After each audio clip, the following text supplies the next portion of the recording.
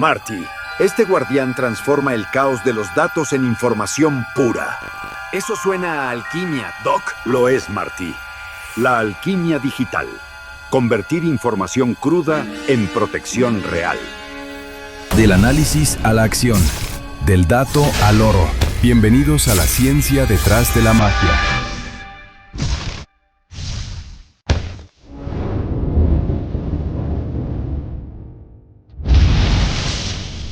Ni el Doc Brown tiene tanta experiencia en sistemas computacionales como Vicente Monarque.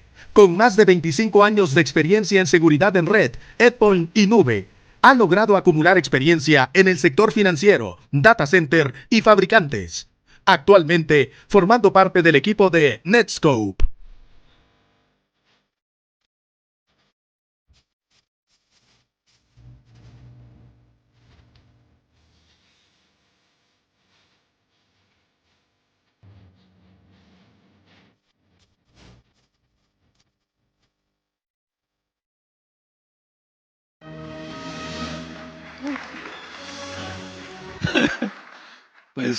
Pues ahora sí vengo a platicarles, ¿no? Como espectador del buen Marco, que qué bárbaro, ¿no? Estuvo re bueno su presentación.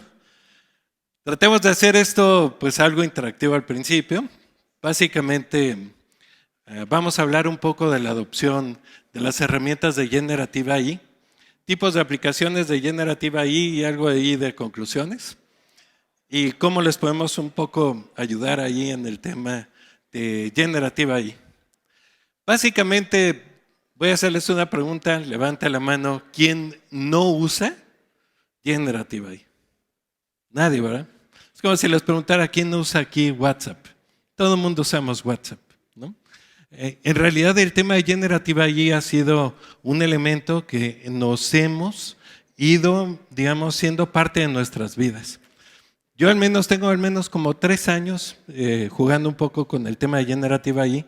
Ahí hay unos números de crecimiento de 2023 con respecto al 2024 y cómo estas herramientas poco a poco han ido creciendo dentro de nuestra manera de interactuar, tanto en nuestra vida como en la vida laboral.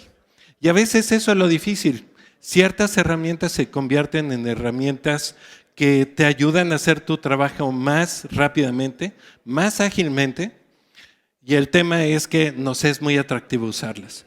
Ese tema nos pone en esta discusión, en esta dualidad de hasta dónde puede usar una herramienta de Generative AI en nuestras vidas y que no ponga en peligro la información de la empresa. En este sentido, estos son datos del mismo Netskope. Tenemos un reporte anual. En este caso, vemos que el 89% de las empresas usan herramientas de Generative AI, lo cual es interesante, ¿no? La verdad es que sí nos ayudan bastante en nuestro día a día.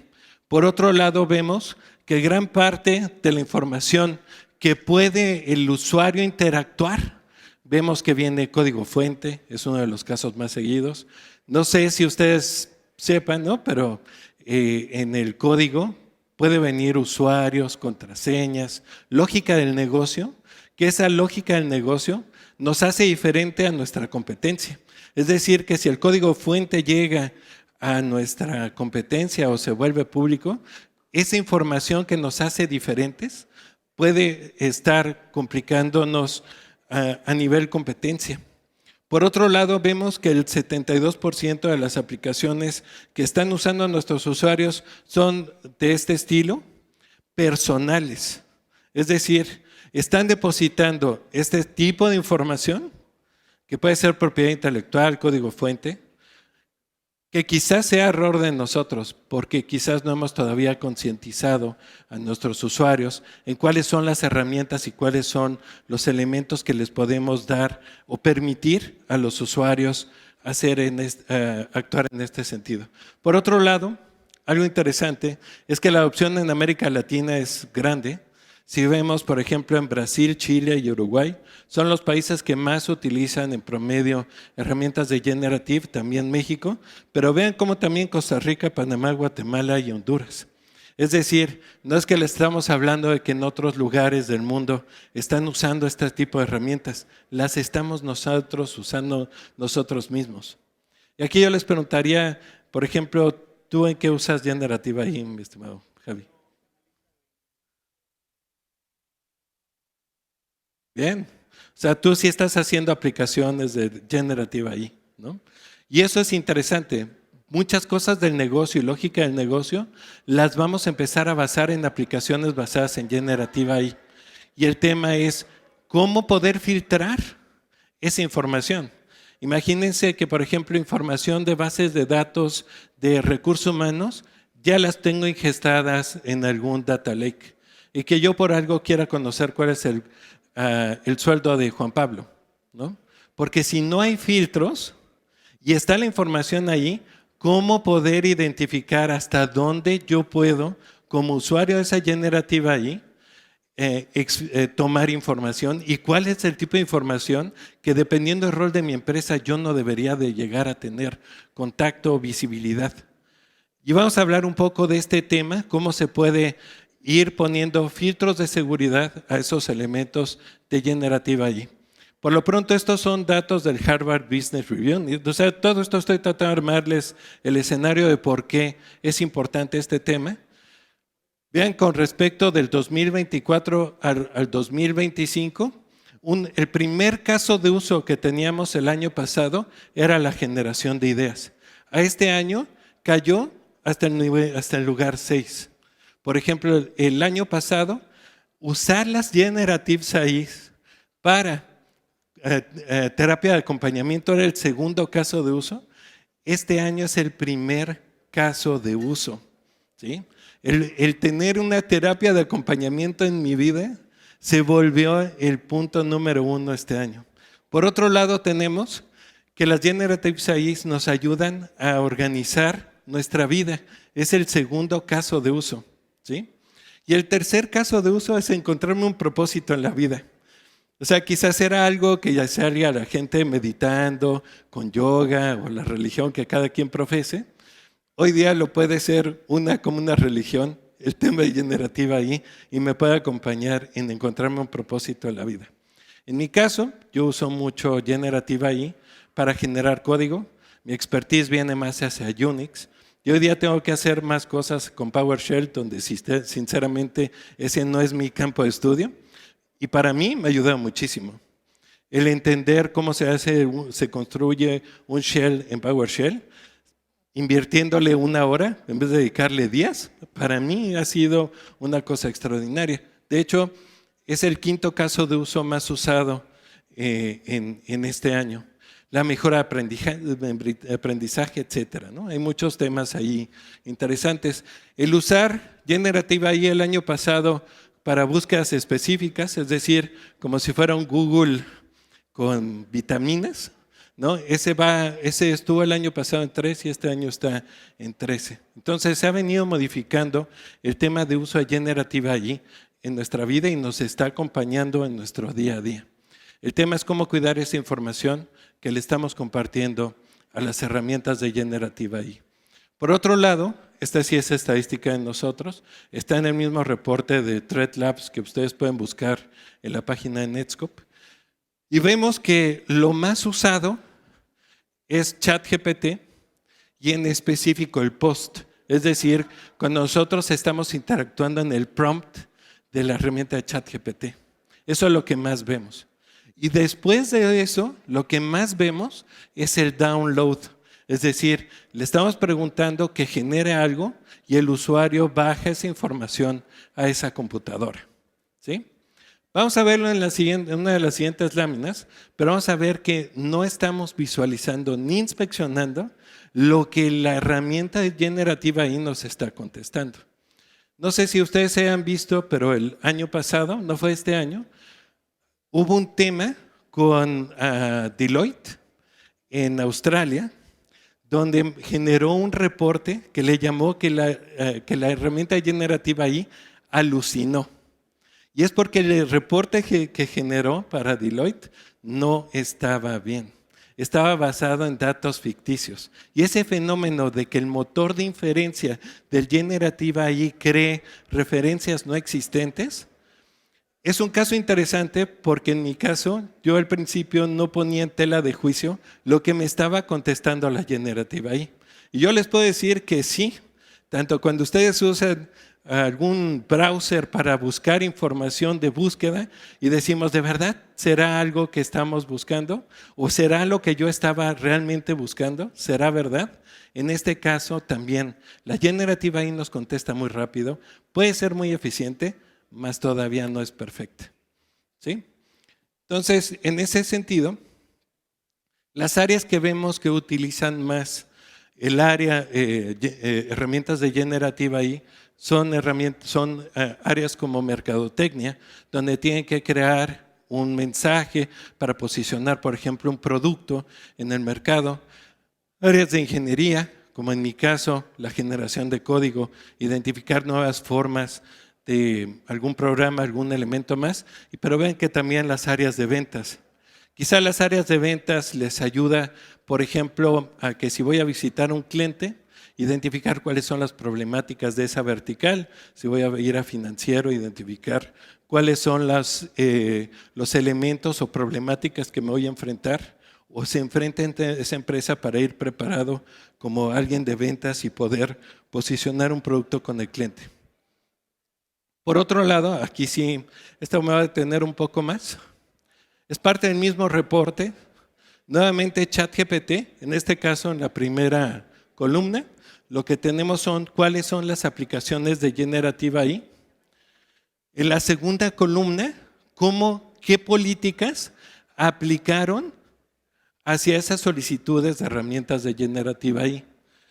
Finalmente, cuáles fueron las acciones que se realizaron. Es decir, solicitó un post, solicitó un download, ¿no? Ahí el que me llama la atención es este tema, que se llama Film Capable Apps, que no sé si han visto eso, pero a mí me ha pasado bastante. Hay ocasiones que yo estoy haciendo un correo y la herramienta de correo ya sabe o puede interpretar que ya voy a acabar el correo. Yo mis correos solamente acabo diciendo, quedo atento, estamos en contacto para siguientes pasos, etc. Empiezo a escribir y ya me completa toda la frase, ¿no? O sea, ya hay algo que sabe interpretar en qué momento me está sugiriendo un tipo de texto para finalizar, por ejemplo, en ese caso el correo. Y finalmente, la acción en la que cayó. Es decir, si le negamos esa acción, si lo que le permitimos fue permitir esa acción, o si, por ejemplo, hicimos un entrenamiento. Es decir, nosotros tenemos la capacidad de decirle al usuario, ¿realmente vas a compartir esa información por Generative AI? Y si el usuario pone una justificación, se lo podemos permitir. Que eso nos permite en el tema cultural, es decir, ir entrenando al usuario en cuáles son las acciones que le vamos a ir permitiendo o no cuando use determinada herramienta de Generative AI. Entonces, basado en esto, esas son, por ejemplo, le ponemos mucha atención cuando la actividad es post. Cuando la actividad es post, sí nos interesa saber qué es lo que está escribiendo el usuario, qué es lo que está compartiendo hacia la Generative AI. Pero vean que en el download no estamos haciendo nada, ¿no? Lo cual está mal, porque si en algún momento se envenena ese data lake, nos puede estar regresando malware, nos puede estar regresando información que no nos debería estar regresando. ¿Sí? Y esas son de las cosas que vamos a ir mejorando en el futuro, en las herramientas de Generative AI. Por lo mismo, las problemáticas que vemos es que hay tanto Generative AI que nunca pasaron por el área de seguridad o por el área de infraestructura para definir, vas a usar ChatGPT, vas a usar Copilot, ¿sí? Y esta es la manera de usarlo. Cuando el usuario usa su propia herramienta, cae en el área de Shadow AI. Cuando el usuario empieza a utilizar las herramientas que le damos nosotros como empresa para que ahí deposite información de la empresa y no salga de la gobernabilidad de la empresa, esas son las Enterprise AI. De tal manera que la prevención de información sensible va tanto cuando el usuario está usando las herramientas de generativa AI personales, como cuando el usuario está usando herramientas de generative de la empresa. Siempre queremos observar qué tipo de información es la que le está solicitando el usuario a la aplicación. Por otro lado, también queremos prevenir la fuga de información de lo que le está contestando la generativa AI. Si yo, por ejemplo, quiero empezar a conocer salarios de otras personas, conocer información que mi rol no debería estar extrayendo, es donde estamos buscando qué le contesta la generativa AI hacia el usuario. Y por otro lado, también esto es lo que vamos a estar manejando mucho en el mediano plazo. Es decir, herramientas que interpreten lo que a través del prompt le está solicitando el usuario, para prevenir este fenómeno que se le llama sesgo.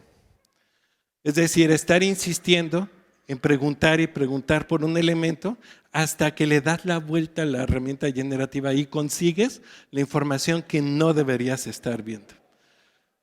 Vamos a ver en el futuro próximo, por ejemplo, que va a haber bots, no sé, en la página pública que tengamos, y ese bot extrae información de la generativa AI. Imagínense a alguien desde fuera de la empresa leyendo el data lake de datos importantes y sensibles que puede tener la empresa. El tema de sesgo se vuelve un tema muy importante a controlar para que solamente los usuarios correctos puedan seguir manteniendo, ver y modificar la información sensible de la empresa. Adicionalmente a esto, también nos va a interesar conocer que lo que entregue esté limpio. Es decir, que si le pedimos embellecer una tabla de Excel y ya vimos que no trae información sensible, es decir, por el primer método no detectamos nada, que ese Excel no tenga un malware, no tenga un ransomware. O sea, también tenemos que identificar e inspeccionar a nivel amenazas lo que nos está entregando la generativa AI cuando le pide a un usuario generar cierta información. Todo esto parece obvio, pero sinceramente no nos cuestionamos cuando los usuarios están hoy día usando las herramientas de generativa AI. Y por otro lado, lo que hay que cuidar siempre es la privacidad y el cumplimiento que tenemos que ofertar nosotros como empresa ante los diferentes convenios que se tienen o cumplimientos que se tienen por vertical. Es decir, yo como empresa si tengo que cumplir con PCI, tengo que cumplir con HIPAA, tengo que cumplir con GDPR, seguir teniendo y manteniendo los cumplimientos a pesar de que sean a través de herramientas del tipo generativa AI. Entonces, por lo mismo, ¿qué es lo que estamos viendo? Que la manera para proteger esa información es identificar qué aplicaciones están usando mis usuarios. Por ejemplo, no sé si alguien conozca Cloud Anthropic, ¿no? Esa es una herramienta generativa ahí asociado a temas legales. ¿Sí? Es muy probable que nuestra área legal de cada empresa ya esté usando Cloud Anthropic. ¿Sí? Sin embargo, no le hemos comprado una suscripción. Y en documentación legal, pues obviamente viene información sensible, nombres, direcciones, como bien lo mencionaba Marcos en la plática anterior. ¿Qué tipo de información usa? Es decir, por cada área identificar cuál es la generativa ahí adecuada para esa área. No todo lo puede resolver ChatGPT, no todo lo puede resolver Copilot, etcétera. ¿Sí? Hay herramientas de generativa especializadas para cada una de las herramientas. ¿Cuáles son las tendencias de uso? ¿Cuántos de ustedes se crearon una cuenta en DeepSeek cuando salió DeepSeek? Cuando menos yo me la creé. ¿Sí? ¿Y por qué? Porque fue un fenómeno. Saber que podía haber generativa ahí sin chips de NVIDIA fue algo que hizo hasta variar el stock de NVIDIA. Y así hay una efervescencia por el uso de estas herramientas. Yo siempre platico que Netflix le tomó casi un año para llegar a su primer 1 millón de suscripciones. ChatGPT le tomó menos de 7 días.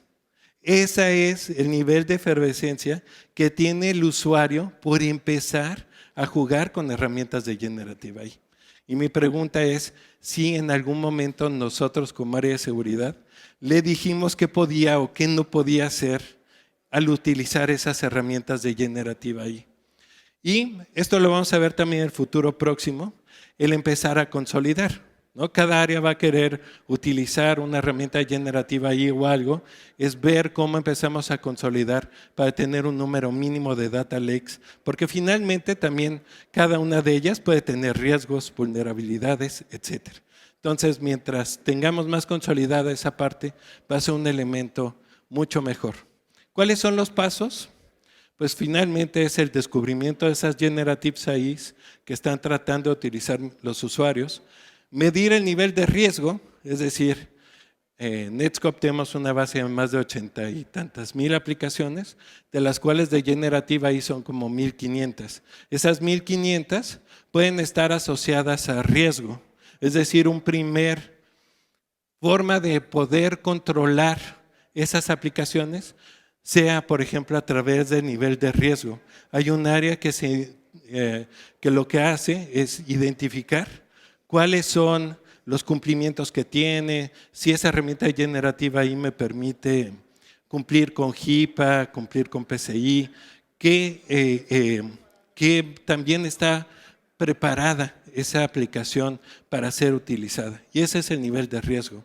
Y ese nivel de riesgo hay varios factores por los cuales se puede identificar si esa aplicación es segura o no. Si ha tenido breaches de seguridad en el último año, si pruebas como vemos la aplicación desde fuera, detectamos alguna vulnerabilidad expuesta, etcétera, ¿no?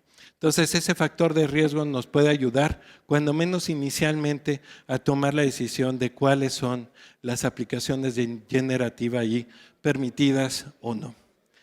Entonces, a partir de ese mapa, podemos permitir o bloquear este tipo de aplicaciones. Por lo mismo,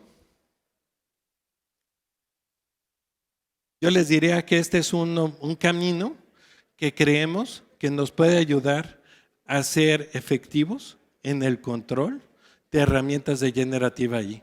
Una es la visibilidad, la identificación de cuáles son esas herramientas, identificar cuáles son los beneficios o no de utilizar esa herramienta.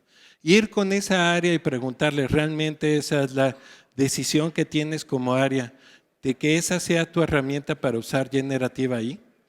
Por otro lado, y este creo que es fundamental, creo que son de las cosas que bien decía Marco al principio, es el tema de la educación, el tema de la cultura. Así como hacemos pruebas de anti-spam, así como hacemos pruebas de 1000 cosas, tenemos que hacer y educar al usuario. Finalmente, el eslabón más blando, más ligero en seguridad siempre es el usuario. La tarea de educar al usuario constantemente en cuáles son y por qué está poniendo en riesgo la información de la empresa al utilizar data lakes o herramientas de generativa AI personales, pone en riesgo a la empresa y hacerle conciencia al usuario. Por lo mismo, la educación y adopción es un tema importante. Y por lo mismo les decía que hay forma de decirle al usuario que en vez de permitirlo o bloquearlo, que tenga que poner o escribir una justificación. Y eso cuando menos hace pensar al usuario, me distraje, quizás esta no era la herramienta donde tendría que depositar esta información. Y vamos educando al usuario en ese uso y ese consumo de aplicaciones de generativa AI. Por otro lado, por supuesto, es ejercer el control. Una vez que sabemos quiénes son los usuarios que deben de usar, por supuesto que el tema de control e identificar datos sensibles que podían estarse enviando o bajando a través de estas herramientas, tiene que ser un punto importante. Y como siempre se dice, ¿cuál es finalmente lo más importante de estos puntos de control? Es la optimización. Es decir, volver a empezar el ciclo desde cero, desde visibilidad, seguir con los temas, por ejemplo, de educación y adopción de otras tecnologías, para seguir ejerciendo cuestionarnos a nosotros mismos si estas son las mínimas que yo debería estar permitiendo por rol, por grupo de usuario o como yo tenga identificado a los usuarios en la organización. Y nuevamente es repensar los temas de control de información, de fuga de datos, los elementos de identificar que si me fui por Gemini, por decir alguna herramienta de generativa ahí, que el usuario no esté usando el Gemini personal, que el usuario no esté usando el Gemini de otra empresa, que el usuario esté usando el Gemini que puso la empresa, porque de esa manera se sigue salvaguardando la información que está consumiendo ese usuario y tiene el permiso y el rol para poder utilizar esa herramienta. Y eso me lleva, creo que le hice bien rápido, ¿eh? Y eso me lleva al tema de, como esta plática y todo esto está asociado al tema de Back to the Future, traté de hacer un tema diferente. Es, ¿qué tiene que ver Mary Shelley, que es la escritora de Frankenstein, con Isaac Asimov y con Doc y Marty? En ese sentido, y bueno, aquí hay un ISO. ¿Sí? ¿Qué creen que tiene que ver todo esto? No se ve fácil, ¿verdad? Pues voy a empezar por Mary Shelley. Mary Shelley es una escritora que en 1816-18 escribió Frankenstein. No sé si lo han leído alguna vez, pero a la fecha sigue siendo un gran libro, ¿no?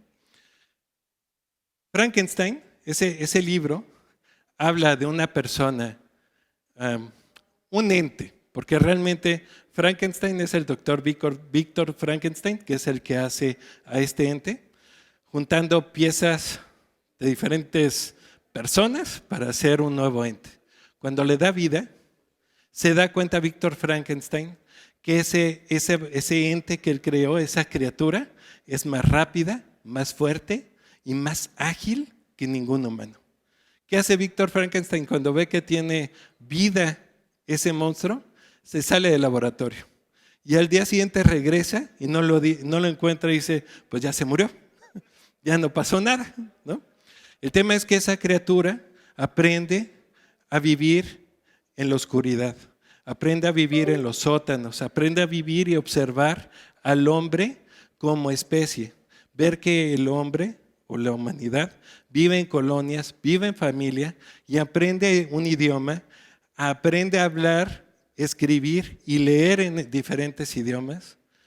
Y un día se da cuenta que está muy solo, porque cada vez que se acercaba a un hombre o a una mujer, su forma de ser generaba miedo. Entonces, no podía acercarse a nadie ni vivir en comunidad. Y es cuando le pide a Víctor Frankenstein que le haga una compañera. Víctor Frankenstein acepta y cuando está por concluir una pareja para Frankenstein, en ese momento dice, no puedo hacer esto, porque esa especie va a ser más rápida, más veloz y más inteligente que el hombre. No puedo darle una pareja a la criatura. Y a partir de ahí destruye eso, el monstruo se da cuenta o el ente se da cuenta y le hace la vida imposible a Víctor Frankenstein. Si un día quieren ver lo que sigue, de hecho creo que lo que sigue es lo mejor todavía de lo que les platico, pero es un tema bastante interesante, es decir, la creación de vida, la creación de algo más rápido, más eficiente que un humano y cómo ejercer, cómo vivir con ello. Por otro lado, Isaac Asimov, en los 60 salió un libro, Yo Robot. Ese Yo Robot tiene las 3 leyes de la robótica, ¿no? Que es un robot siempre tiene que obedecer a un humano, un robot no puede matar a un humano y un robot se puede autodefender siempre y cuando no incumpla las primeras 2 leyes que están prescritas antes de esa ley. Por eso es que cuando estoy en mi oficinita y de pronto se prende la rumba y empieza a limpiar el suelo, yo sé que no me va a atacar. Digo, esta cosa no me va a hacer daño porque debe de estar bajo las leyes de Asimov. Es decir, Asimov, fíjense que los dos son libros de ciencia ficción. La diferencia es que este amigo lo que nos dio fue una normativa en la cual podía coexistir un elemento que no se cansa, un elemento que podría tener cierta inteligencia, pero sé que no me va a atacar. En el primer ejemplo, Frankenstein, nada más, no les puedo decir bien, pero digamos, sí hace cosas malas con la humanidad que eran cercanos a Víctor Frankenstein. Sí, es un acto como de venganza lo que hace. ¿Pero por qué? Porque no tiene una regulación. Lo mismo estamos viviendo con la generativa ahí. Por lo mismo, Doc y Marty pueden viajar en el tiempo y alterar el pasado, que al final, si alteras el pasado, alteras el presente. Hacen lo que hacen, es tan divertida de Back to the Future 1 y 2, precisamente por esos desórdenes que hacen el pasado y que afectan en algún momento el presente y el futuro. Nuevamente, ¿por qué? Porque inventa una máquina del tiempo que no tiene una regulación. ¿No? Entonces, nuevamente es donde está algo muy bueno, algo muy productivo, pero sin regulaciones nos puede traer consecuencias a futuro.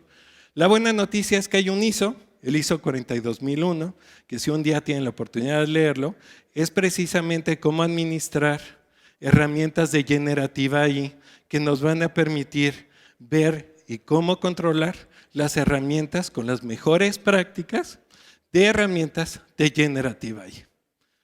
Y con eso, 3 temas que no tenían nada que ver, traté de hacérselos en el tema de ISO 42001. Espero que hayan disfrutado esta plática. Si quieren ver un poco más del tema de instancias y el tema de generativa AI, estamos ahí en uno de los stands en el que está exactamente dándole la vuelta en U al tema. Así es que con gusto los vemos por ahí. De antemano, pues muchas gracias por su atención.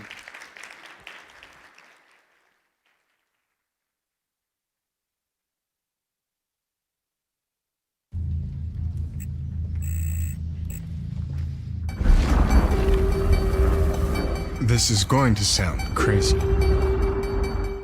but I know these attack vectors. Oh, had a little upgrade, have we? They learn fast, so we learn faster. That's why we train. Again and again.